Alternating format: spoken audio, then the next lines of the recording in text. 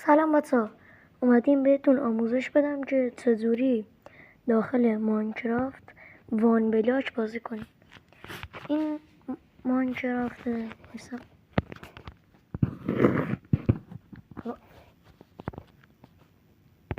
پاچش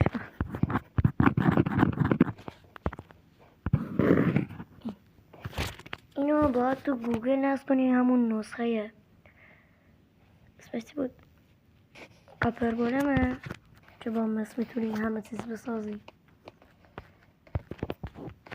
این یه برنامه برای چی اسمش بود، میتونی تو ماشین نصبش کنی یا باش وان بلاک بازی کنی.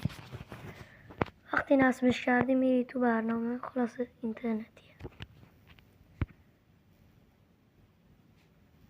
این تبلیغ و اینا رو فکر کنم تا رد کردی. این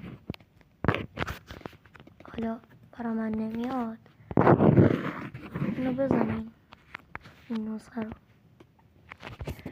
اینو وقتی دانلودش کردیم برین توی ماینکرافتتون،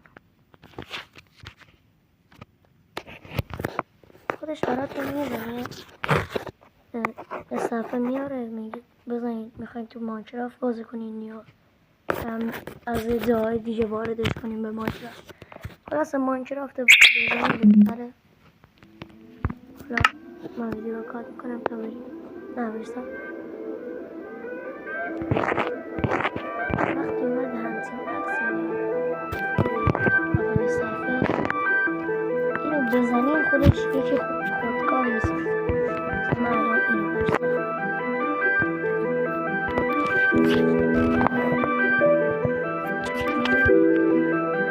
بزنین روش یکی خود میمد خودکار براتون میسازه.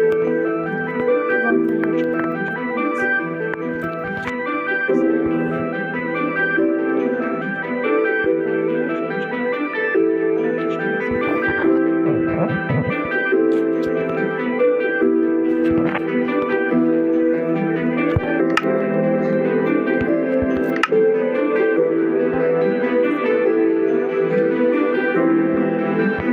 بچه‌ها الان آوردش بالا، ببینیم که هیچی نیست بغیر از بلاک.